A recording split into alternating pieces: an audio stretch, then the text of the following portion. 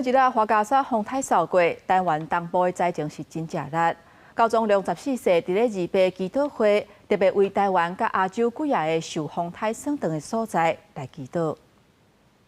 In questi giorni un tifone di eccezionale forza si è abbattuto su diversi territori asiatici, in particolare le Filippine, l'isola di Taiwan, la città di Hong Kong, la regione di Guangdong in Vietnam.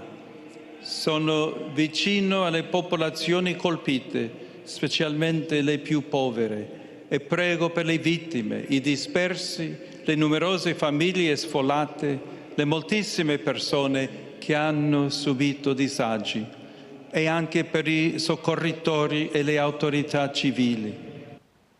教宗讲，已经关心受灾民众，这一届祈祷会意为罹难者、灾民甲救难的人员等等来祈祷。